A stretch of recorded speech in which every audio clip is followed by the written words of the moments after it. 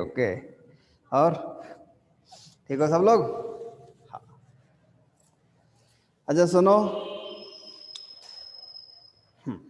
Last में हम लोग कल बात कर रहे थे पुनर्निवेशी शीतलन के बारे में। हाँ,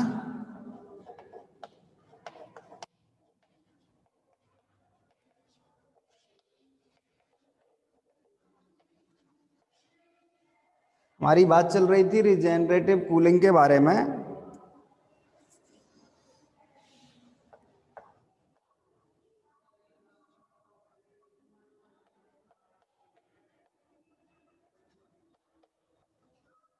और हमने उसमें क्या किया था, हमने ये माना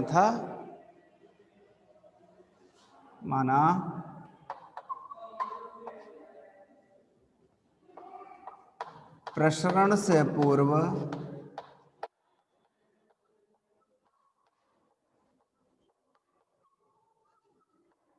जो एंथैल्पी है उसको हमने कह दिया था HI है। ठीक है, ये किसकी थी? इकाई द्रव्यमान गैस की।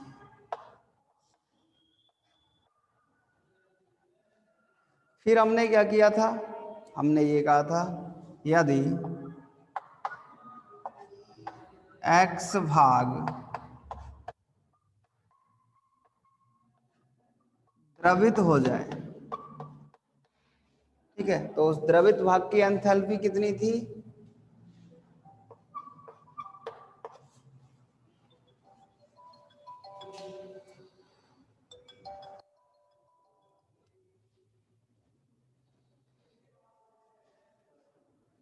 बंद करना सर, 1 मिनट ऑफ करना।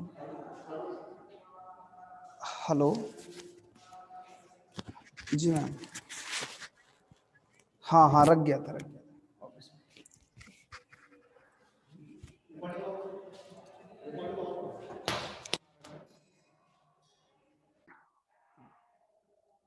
चलो, तो क्या बता रहे थे अपन? हम लोग बात कर रहे थे यदि x भाग द्रवित हो जाए तो जो द्रवित भाग की एंथैल्पी है,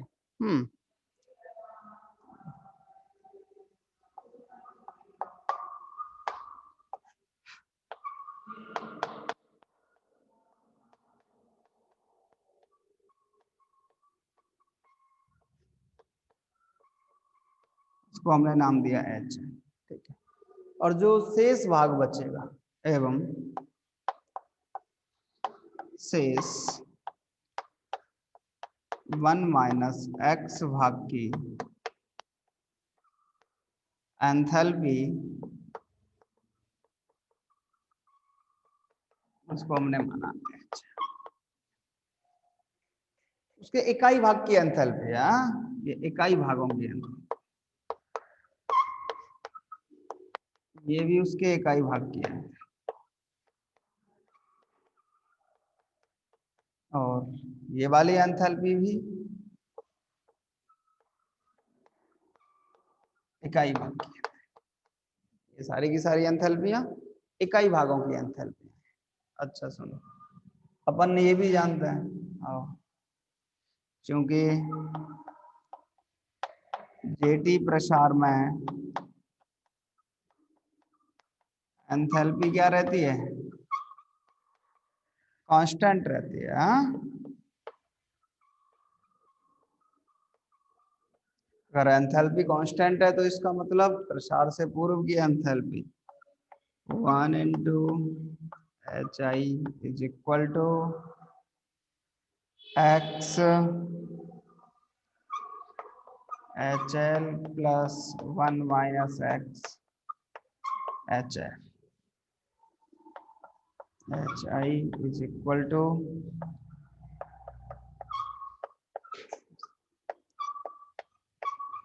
x HF। जरा इसमें से x कॉमन लेंगे अपन, HL माइनस HF और इधर HI माइनस HF। आपके पास x का एक वैल्यू होगा HI माइनस HF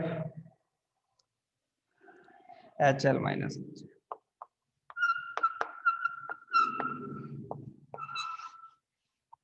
और ये हो गई थी आपके पास द्रवित भाग की एंथैल्पी। हाँ अब बड़ा लिखते हैं, ओके ओके ठीक है। ये कल बता चुके थे अपन, ये सारा की सारा मैटर कल का था। अब जरा अपन बात करते हैं एक अगले टॉपिक के बारे में, और वो है रुद्धोष्म विचुंबकन द्वारा शीतलन। बड़ा अच्छा सा टॉपिक है, इंटरेस्टेड भी है, आओ जरा सुन। रुद्धोष्म विचुंबकन द्वारा शीतलन।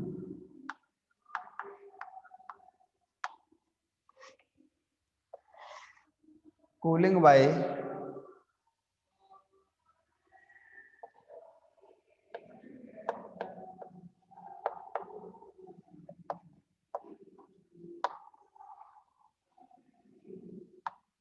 Adiabatic demagnetisation.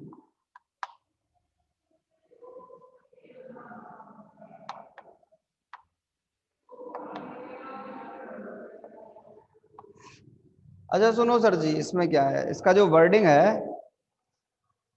एडियाबैटिक डिमैग्नेटाइजेशन, उसका सिंपल सा एक मीनिंग है। उसका सिंपल सा मीनिंग क्या है कि अगर मान लो आपके पास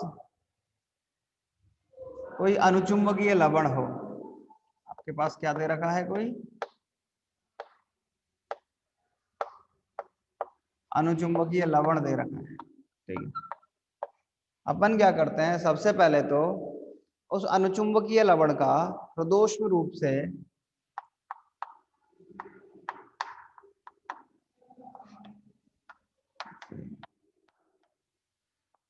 पी को इंक्रीज करके टेम्परेचर इंक्रीज करते हैं। चुंबकीय क्षेत्र बढ़ाएंगे तो उसका टेम्परेचर क्या हो जाएगा, इंक्रीज हो जाएगा।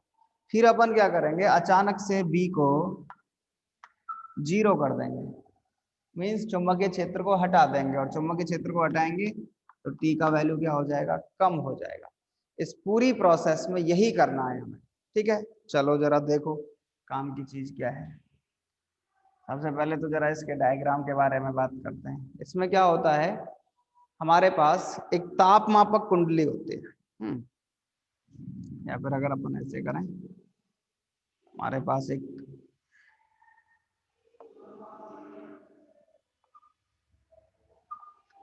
बीकर होता है, ठीक है, और उस बीकर में हीलियम गैस भरी होती है।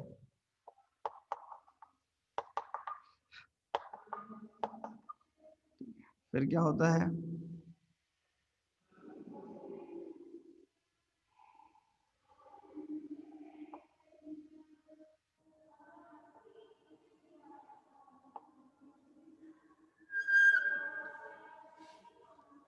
एक हमारे पास एक कुंडली होती है, उसमें क्या रखा रहता है, एक अनुचुंबकीय लवण रखा रहता है। इस अनुचुंबकीय लवण का नाम होता है GdSO4, गैडोलियम सल्फेट, ठीक।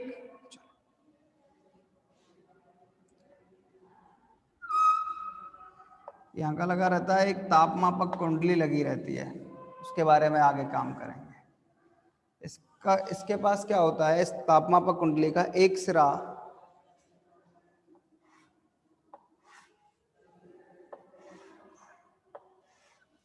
निर्वात को जाता है और एक सिरा हीलियम चैम्बर को जाता है, ठीक है। एक सिरा किसको जाता है, हीलियम चैम्बर को जाता है, और एक सिरा किसको जाता है, निर्वात की तरफ जाता है, या निर्वात पंप लगा रहता है, इसको वैक्यूम पंप कहते हैं अपन, निर्वात पंप। ये द्रव हीलियम में जो रखा है, इसको पूरे सिस्टम को एक और पार्ट में रखा जाता है।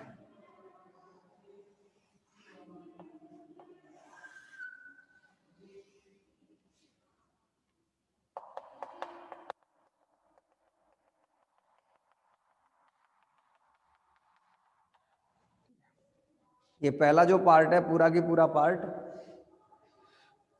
ये द्रव हीलियम में है, और दूसरा जो पार्ट होता है ये द्रव हाइड्रोजन में। ये द्रव हीलियम है, ये द्रव हाइड्रोजन है, और ये पूरा की पूरा सिस्टम शक्तिशाली चुंबकीय ध्रुवों के बीच में रखा रहता है। अब इसको थोड़ा सा और बात करें।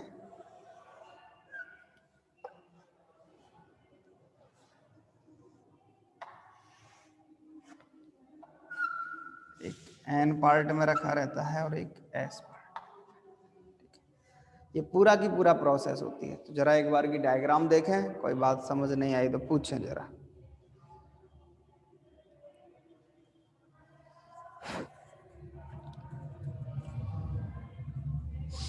देखो जरा एक बार की इसमें, फिर आगे बात करते हैं अपन।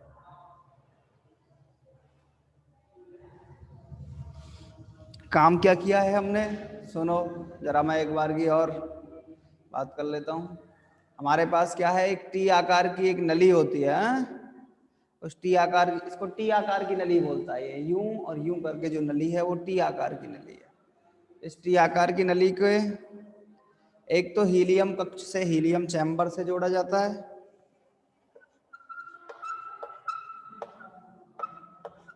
और इसके दूसरे पार्ट को निर्वात पंप से जोड़ के रखते हैं। ठीक, फिर अपन क्या करते हैं, अपना अगला काम होता है कि ये जो टी नली है, इस टी नली में एक अनुचुंबकीय लवण GdSO4, गैडोलिनियम सल्फेट नाम होता है उसका, उस गैडोलिनियम सल्फेट को रखते हैं इसमें। ठीक है, और ये टी नली को सबसे पहले तो द्रव हीलियम में, और द्रव हीलियम के बाद द्रव H2 में क्या किया जाता है, रखा जाता है। एक द्रवित गैस के साथ दूसरी द्रवित गैस को रखना, उसका सबसे बड़ा जो रीजन है वो ये है कि अपन इसमें ताप की प्रवणता उत्पन्न करते हैं, टेम्परेचर की प्रवणता उत्पन्न की जाती है इसमें। इससे क्या होता है, जिससे लवण का जो ताप है वो मिनिमम टेम्परेचर के कांटेक्ट में नहीं आता है। अब अपन क्या करेंगे, अपन ने क्यूरी का नियम पढ़ा है ना, क्यूरी काई प्रोपोर्शनल 1/T। अपन इस जो तापमापक कुंडली लगी हुई है, इसका क्या करेंगे, इससे इसकी मैग्नेटिक ससेप्टिबिलिटी के बारे में बात करेंगे। इसकी चुंबकीय प्रवृत्ति काई का मान ज्ञात करेंगे, और काई के मान के थ्रू अपन क्या ज्ञात कर लेंगे, टेम्परेचर ज्ञात कर लेंगे। ठीक है, अब जरा मैथमेटिक्स देखते हैं इसकी क्या काम करता है, कैसे कैसे। ठीक है, जरा सुनो।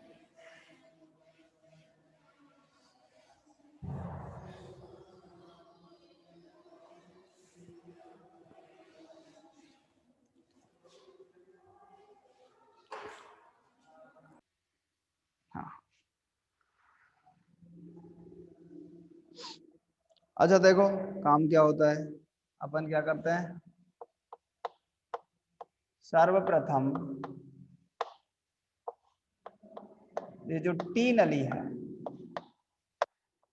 ठीक है, टी नली में जो अनुचुंबकीय लवण हमने ले रखा है, ठीक है, उसका क्या करते हैं, टेम्परेचर बढ़ाते हैं, और टेम्परेचर बढ़ाते हैं और रुदोष्म प्रसार, क्या कराते हैं, रुदोष्म प्रसार। अपन कुछ चीजें मान लेते हैं। ठीक है, चलो आओ। माना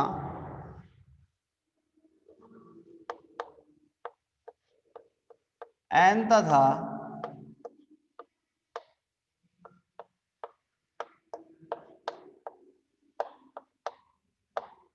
s ध्रुवों के मध्य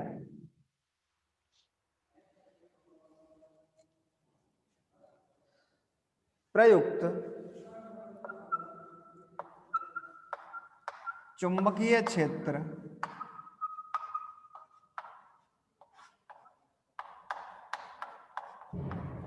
B है। हमने मान लिया कि N और S ध्रुवों के बीच जो चुंबकीय क्षेत्र है वो कितना लगा हुआ है, B लगा हुआ है। ठीक है, एवं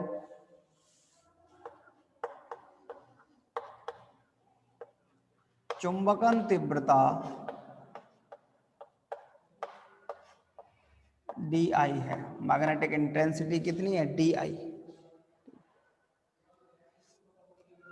अतः अनुचुंबकीय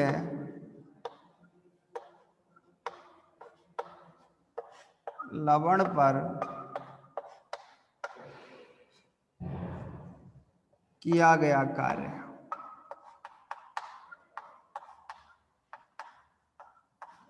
और वो वैल्यू होगा D W is equal to minus K B D I. इसको दे दो इक्वेशन नंबर 1। देखो नॉर्मली क्या होता है, डी डब्ल्यू इक्वल टू होता है पी डी वी। ये क्या है, अनुचुंबकीय लवण पर किया गया कार्य। किसी मैग्नेटिक फील्ड V द्वारा, किसी चुंबकीय क्षेत्र V द्वारा, जहां चुंबकन तीव्रता कितनी है, डी आई है, अनुचुंबकीय लवण पर किया गया कार्य कितना है, D W equal to minus K B D I. इसकी इससे कंपेयर करेंगे, अगर कंपेयर करेंगे तो डी वी का मतलब तो हो जाएगा डी आई, और P का वैल्यू हो जाएगा माइनस के वी। आगे काम आएगा ये हमारे। ठीक, चलो अपन क्या जानते हैं, आओ जरा, चूंकि FLOT and first and second law of thermodynamics क्या कहते हैं, D Q equal to D U plus P D V, और T D S equal to D Q. इसका मतलब T D S equal to D U plus P D V. तो value क्या आ गई, T D S equal to D U minus B D I. T D S का value आ गया, क्योंकि हमारे पास क्या है, डी डब्ल्यू का value minus K B D आई है, ये पी डी वी तो होता है, हमने इसकी जगह T D S equal to D U minus K B D I रख दिया। चलो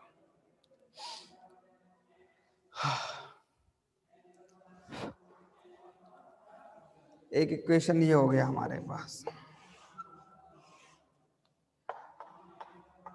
जरा समझो दोनों बातों को, फिर अपन आगे बात करते हैं। और इसको क्या कहते हैं, यह है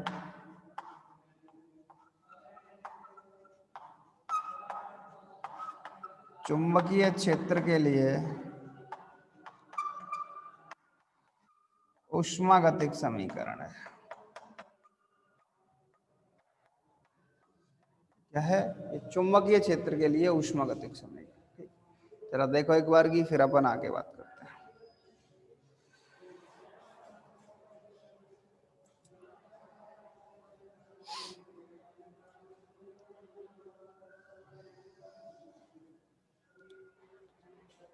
आओ जरा इधर सुनो, काम की बात।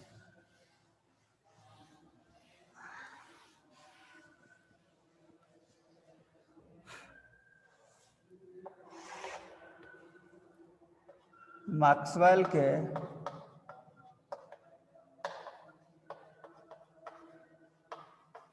द्वितीय समीकरण से,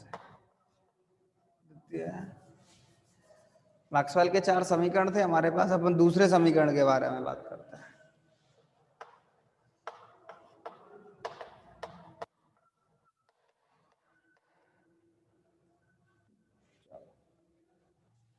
del T upon del P at constant S is equal to del B over del S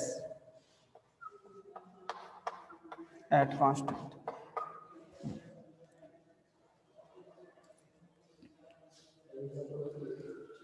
चलो अपन इसको क्या करते हैं, थोड़ा सा चेंज कर लेते हैं, या बी के पदों में, क्योंकि पी को अपन बी से चेंज कर रहे हैं। बी के पदों में बात करें, del T over del P की जगह डेल बी माइनस का at constant S is equal to del V over del S at constant. ये हो गया del T upon del V at constant S is equal to, और अपन D we की जगह डी आई और कर लेते हैं, तो इसको डेल आई और लिख देते हैं। Del T over del V at constant S minus equal to del I over del S at constant V. ठीक है, चलो इसको और थोड़ा सा चेंज कर लेते हैं, आओ जरा, या minus K del T over del V at constant S is equal to, देखो डेल क्यू होता है टी डेल एस, तो del S del Q upon T, minus को इधर से इधर भेज दो, माइनस के टी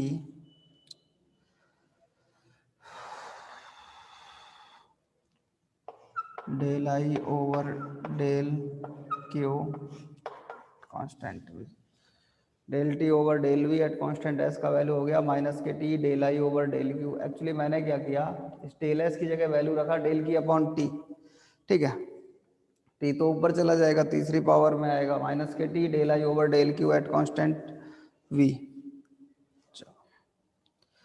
इसका मीनिंग अपन जरा इसको और थोड़े से तरीके से लिख सकते हैं, आओ जरा, या del T over del V at constant S is equal to minus K T del I over del T into del T over del Q at constant. जरा देखो एक बार की ये साइड, फिर अपन इधर बात करते हैं।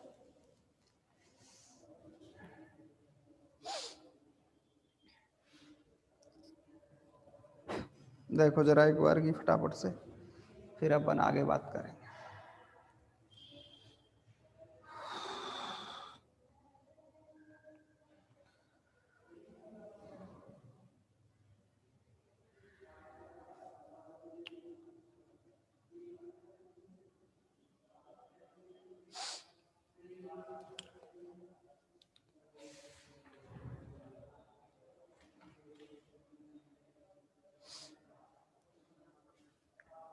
आगे बात करें, बोलो।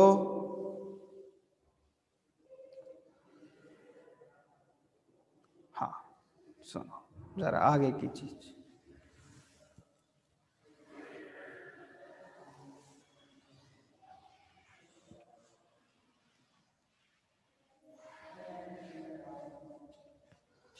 हमारे पास इक्वेशन है del T over del V at constant S equal to minus K T del I over del T into del I over del U. इसको जरा थोड़ा सा मॉडिफाई करके लिख लेते हैं, या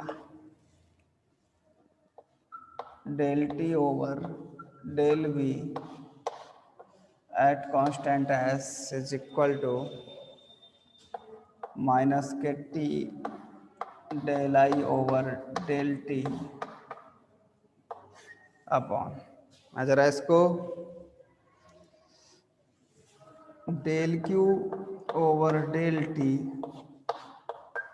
eight constant V, del Q over del T at constant V की तर्ज पर लिख सकते हैं। चलो actually del T upon del V, del Q upon del T at constant V, देखो नॉर्मली क्या होता है, सी होता है del Q over del T, हाँ टी लगा दो तो पी हो जाता है, del Q over del T at constant V लगा दो तो सी वी हो जाता है, और del Q over del T at constant V लगा दो तो सी वी हो जाता है। ये क्या हो गई, सी वी, तो वैल्यू आ जाएगा is equal to minus K T del I over del T at constant V upon C V, यहाँ अपन इसको टी ओवर सी वी कह सकते हैं। और जहाँ सी वी क्या है, यहाँ सी वी का वैल्यू है, एक मिनट, स्थिर चुंबकीय क्षेत्र पर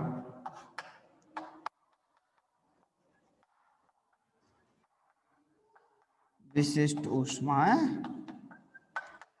आपके पास वैल्यू आया del T over del V at constant S is equal to minus K T over C V del I over del T at constant. ठीक है, आगे की बात है, अभी इससे आगे मूव कराएंगे, तब तक आप लोग रिजॉइन कर लेना है। देखो जरा एक बार की